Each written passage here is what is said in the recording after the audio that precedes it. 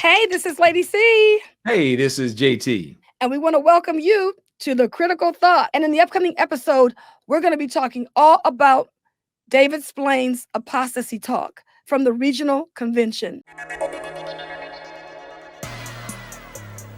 You're listening to The Critical Thought, where we challenge our listeners to use critical thinking when examining the teachings of Jehovah's Witnesses. David Splain's talk hit on two interesting points: apostasy and negative reports. And what we're going to do is we're going to just take a look at some of the statements that he made, and we're going to kind of, like, as we often say, double click on them and look at them a little closer and see what they actually reveal is taking place in the organization today.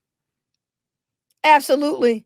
Think about the statement that he continually weaves in and out of his talk: spiritual poison. I mean, he must have said that like 4 or 5 times. And everything is in conjunction with what's online, where he's trying to say that there's specific websites talking about Jehovah's Witnesses. And if individuals were to double click on it and, consume this knowledge and information, it's similar to drinking spiritual poison. Yeah, it's very interesting, as you mentioned. It is as if what he's trying to do is literally to demonize any information that people get that comes from the internet that is not favorable toward Jehovah's Witnesses. And so he brings up a couple of interesting little points. He tries to make the point that there are actually people on the internet who are posing as Jehovah's Witnesses to trick people. Well, we can't speak for what people do on other sites, but I am sure there's no way someone's going to come to our site and be tricked and not realize we're not Jehovah's Witnesses. That's right, because we actually say X Jehovah's Witnesses, critical thinkers, and everyone knows that Jehovah's Witnesses don't even use the term critical thinkers because they're not allowed to do independent thinking. And if you just take a look at some of these thumbnails here on the screen, you'll see the names of our videos. For example, the one about the faithful and discreet frauds. And anyone that clicks on that particular video knows full well that we're not trying to act like we're Jehovah's Witnesses. Yeah, that's so true. Now, here's a clip that we want you to take a look at, because what it does, he offers advice on what a Jehovah's Witness should do if they have a Bible study who is sneaking up on the internet. The unbelieving husband of your Bible student sends his wife a link to an apostate web page and says, "Here, you better look at this and see what you're getting into." Well, your student is concerned, and she wants you to take a look and tell her what you think. Well, that's not an option. Paul says, avoid them. That doesn't mean reading apostate literature or searching social media to see what they're saying about us. So what do you say to your student? You might say something like this: I can imagine that this is very upsetting for you, and you certainly do need to know what you're getting into. I have a suggestion. We have nothing to hide. When you're at the meetings, listen carefully to what the brothers are saying. Watch how we interact with one another. Take note of how the organization is financed. Get to know the elders, their wives. Introduce yourself to the circuit overseer and his wife when they come. Visit world headquarters of the branch. I'll come with you. I'll help you. And I want you to get really acquainted with the organization. And if you do, I'm sure you'll soon realize that what the people are saying about us isn't true. Wow. Can you believe that? He actually, I can believe he said it. Yeah. Yeah. Yeah. He actually made this statement that if a Bible study gives you a link to go and investigate, as a witness, you have no option not to go. And we know what that does to people.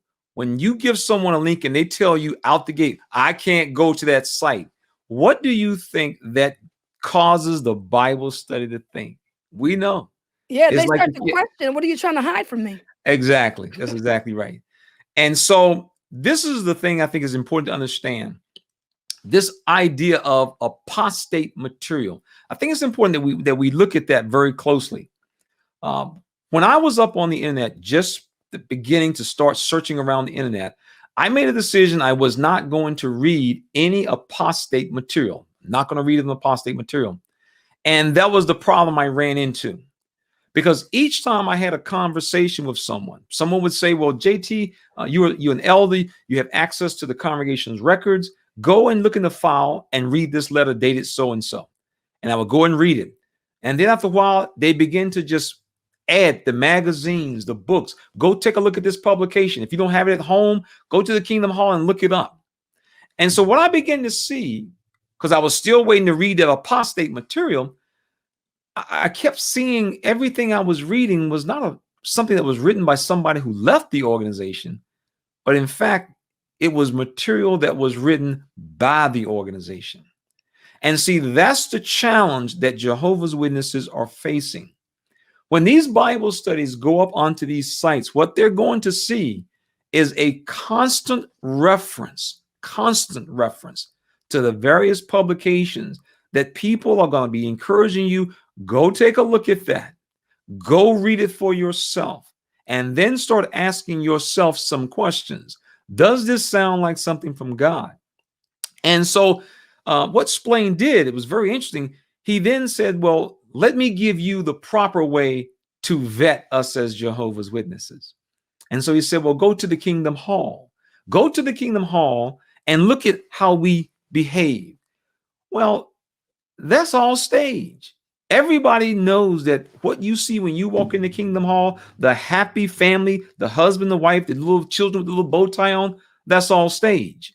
Why do we know that's stage? Because the organization is always concerned about the brand, how we look.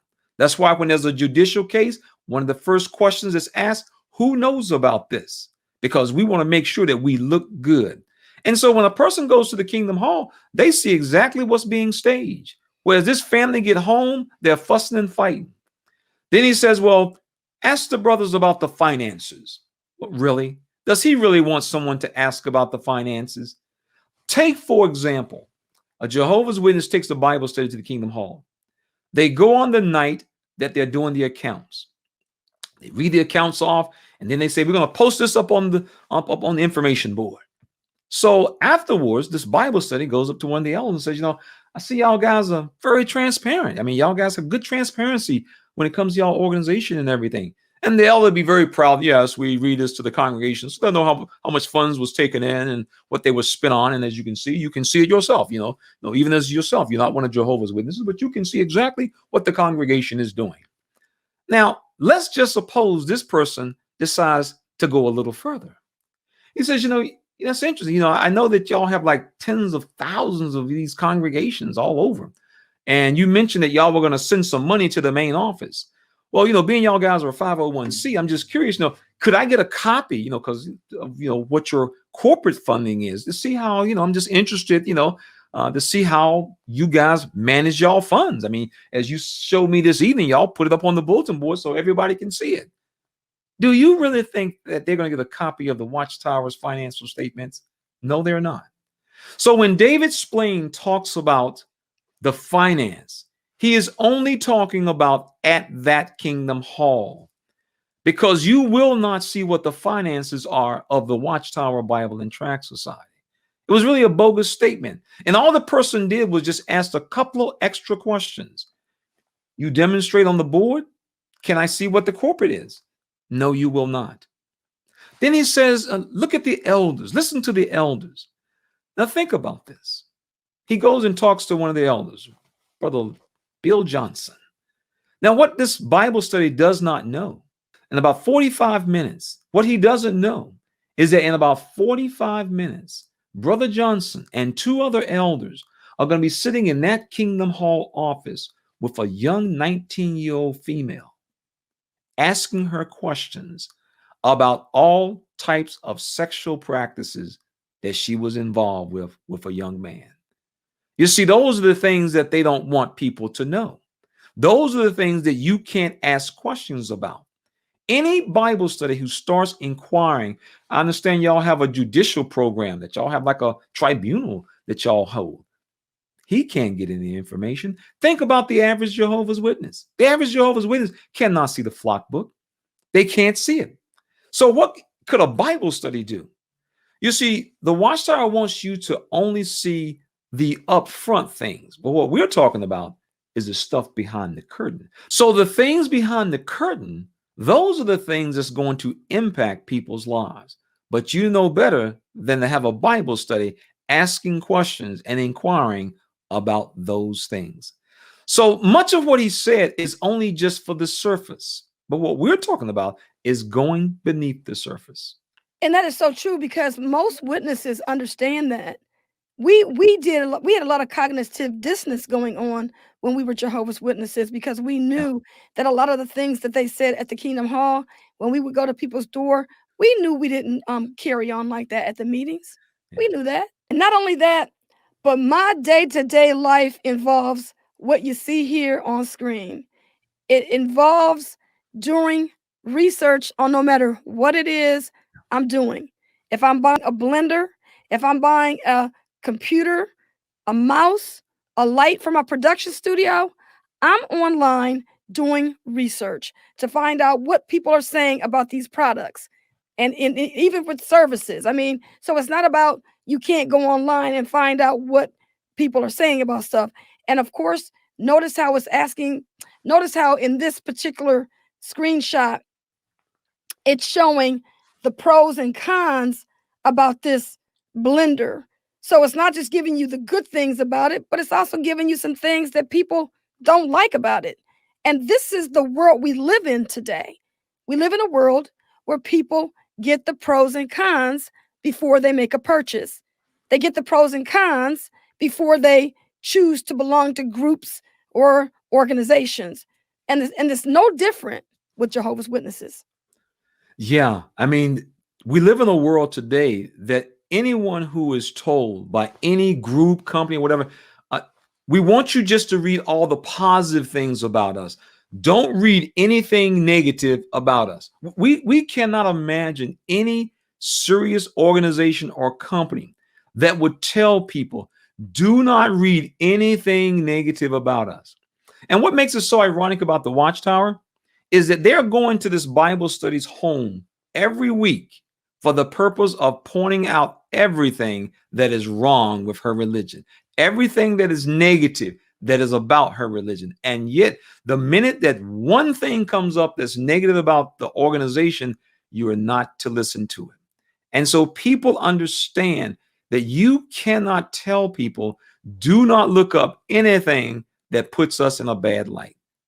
You know, ladies, see that this next clip is really, it's really revealing what takes place within this organization that the Watchtower Society cannot control. Do you think the brothers who write Watchtower articles are living in the real world? I wonder if they realize just how hard it is out here.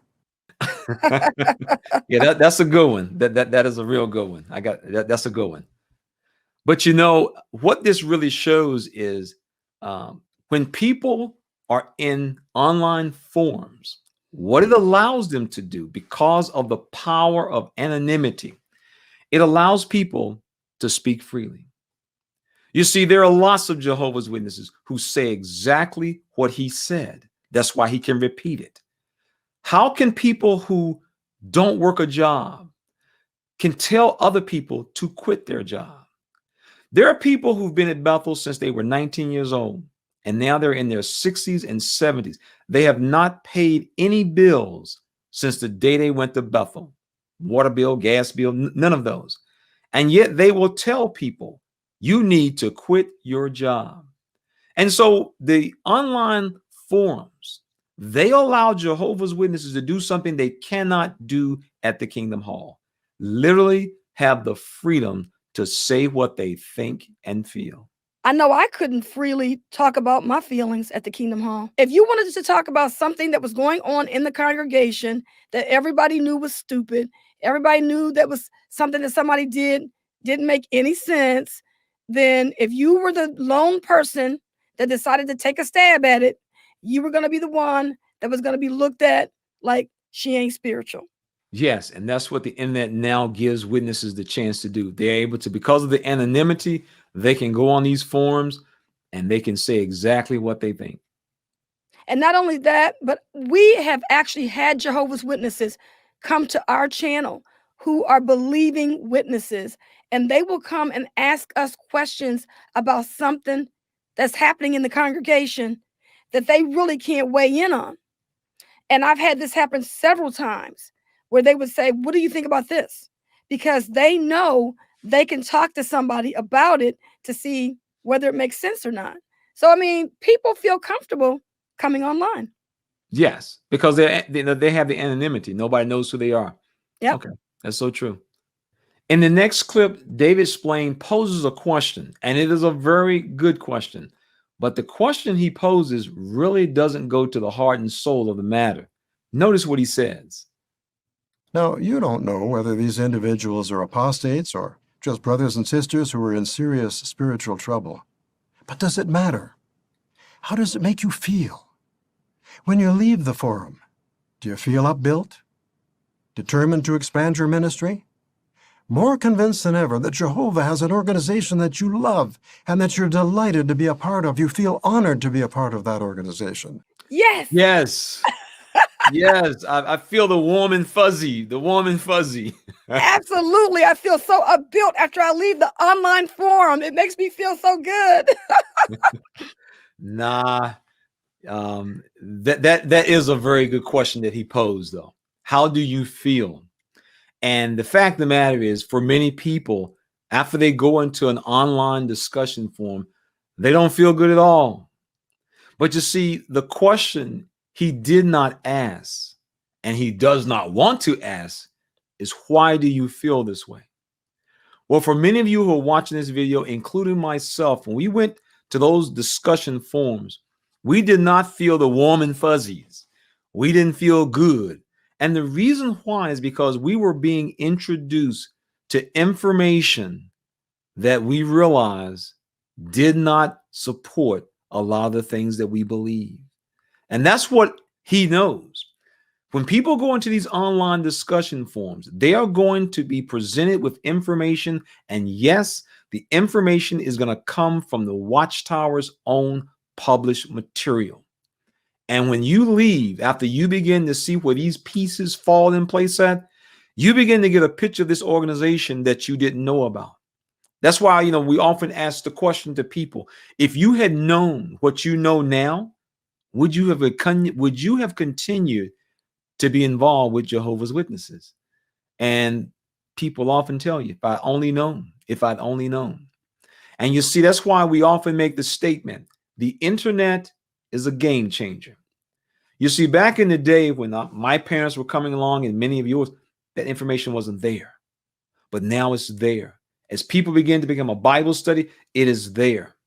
So no, people don't feel good when they are presented with information and realize they have been misled. I don't know anyone who rejoices on finding out they got duped. I just don't know anybody. Nobody rejoices. I'm so glad I got duped. No. People feel hurt. People feel pain because you begin to realize that all these years you have spent a part of this group, it was for bogus reasons. The foundation that you thought you were building, you see is in the back of the Kingdom Hall on the trash pile. And so that's really how people feel. And he knows that.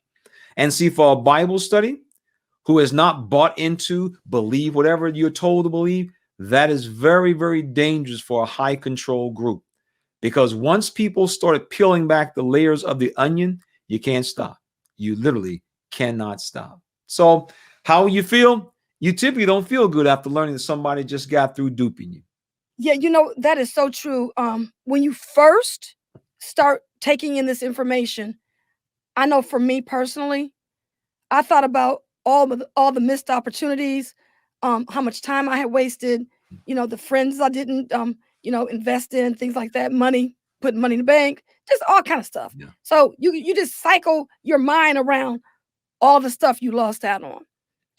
But then as you began to look at things objectively and realize that, hey, look, I lost out on stuff. It's not time for I still got time to make up for lost time. You begin to feel like, I'm so glad I found this information out. And I feel good to know that there's other people that feel the same way I feel. Like, for instance, those conversations that we couldn't have before, it wasn't nothing wrong with us. Yeah. It was just the organization didn't want us to find out about them. Yeah. And so they knew that they couldn't let those conversations take place, because the moment we could all start talking about how we felt, we were out of there. Yeah. So, we went through cycles of Yeah. feelings and emotions and stuff like that, but eventually we were able to like level it out and begin to live our lives the way we should have been living them Yeah. before we got involved with this religion. Well, you know what? Yeah, JT, what do you Mhm. think about what he was saying about the negative talk and criticism? Well, I think you have to put it in context. And that is, you have to also ask some additional questions. While nobody likes to hear negative talk about them or even criticism about themselves, but the question is it valid? Is it true? And that's the part that the Watchtower does not want people to investigate for themselves. If someone says something negative about you or someone criticizes what you do, is there a valid reason? Is there a valid concern? Well, we all know that in this organization, even if you have a valid concern, you need to go somewhere, sit down, and be quiet and wait on God. We know that. Now, we also know that no Bible study could use that as a getaway line. Well, I'm just going to wait on the Lord. No Bible study could use that as a getaway line. Yet Jehovah's Witnesses use it as their getaway line all the time. The criticism and the negative reporting, if it's true, then you have to live with it. Yes, this is a perfect example. A perfect example is what we see in the news media today. The articles that are being reported in newspapers all around the world. Is it negative about Jehovah's Witnesses? Oh, yeah. Oh, yeah, it's negative. But you have to put it in context once again. You see, there are certain members of the writing department. They have what's called press credentials. They are part of the media. That's right. The same as the people at CNN, Fox News, ABC, CBS, they have press credentials. They put a little badge around their neck, and they're able to get access to events and things that the average citizen, the average person could not get access to. Well, when the issue of the Catholic Church and abuse came out, what did the Watchtower, who is viewed as a media organization, do? Well, look through all the publications and see all the articles they carried about the Catholic Church and the issue they were having with their priests. Now, be honest. If you were talking to a Catholic person and the Catholic person has the Watchtower's publications, which are considered media, that's right, media, do you think the Catholic person will say, well, y'all writing positive articles about us? No. They would have said, this is negative y'all writing about us. And what would the Jehovah's Witness say? Well, is it true that you're having problems in this area of child abuse? Well, of course they were having problems in the area. And so the Watchtower would not consider what they was doing as negative and so forth. They would say, well, we're just reporting what's actually happening. Yet, the moment the same information is reported about them, oh my goodness, it's negative. Is it, they out to get us? No. The Watchtower has reported what other denominations are doing that's wrong, and yet when they do it, they don't want it to be reported. They tell their members, if you read something in the paper, in any article about us that's negative, it's a lie. Can you imagine being on a Bible study?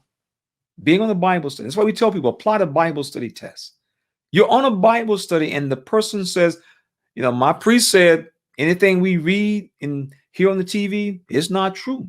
What would a Jehovah's Witness sitting there with a circuit overseer tell them?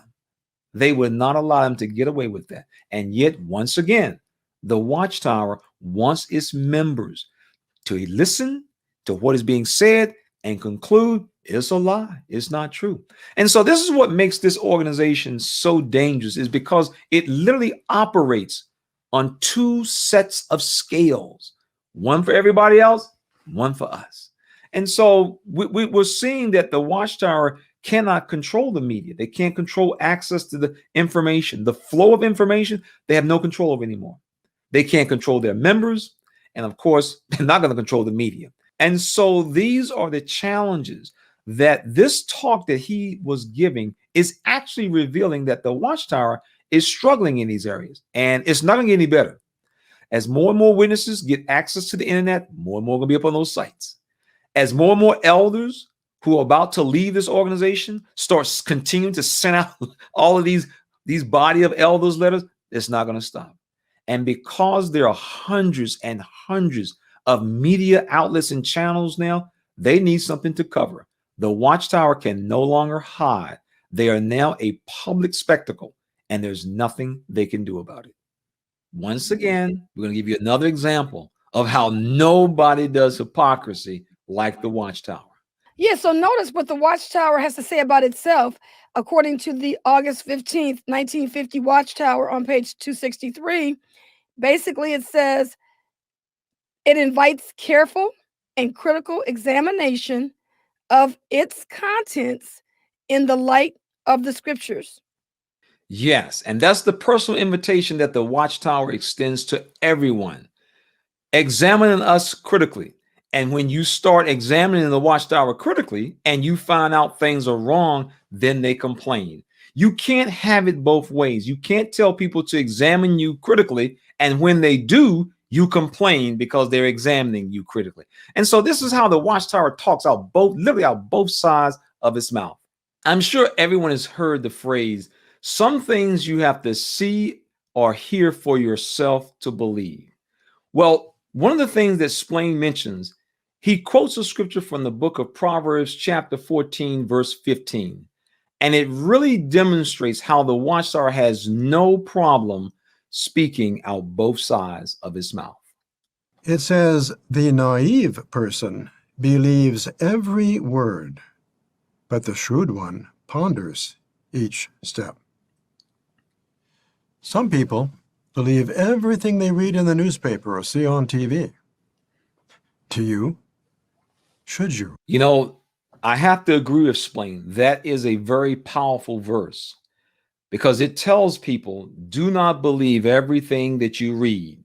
In fact, that's one of the reasons why we often tell people who come to our channel, look, don't take our word, go and do your own homework, go and do your own digging. We've had so many people who will contact us and they'll say lies, lies, lies. I mean, they'll just say it and they haven't looked up nothing. And so we then will tell them, well, did you look up the references that we were talking about? No. Well, then how do you know what it says? Because I know it's just a lie. I know the society would never say something like that. And we said, well, go take a look for yourself. And so that's what happens. And so he is correct. A naive person is someone who simply believes whatever he reads or whatever he is told. Now, why is that so ironic? Well, let's see how the Watchtower talks out both sides of his mouth.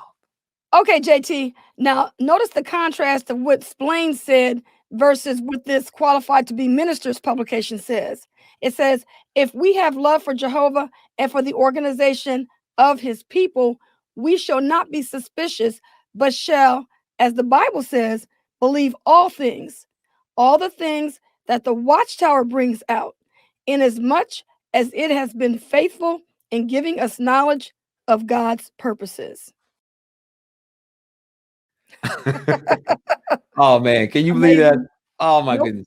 Now, let's go back to that Bible study that Splain started out talking to.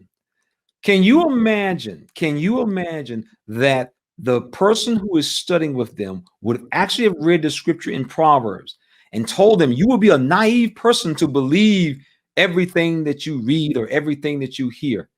And then 5 minutes later, after a person is baptized, what is a Jehovah's Witness supposed to do?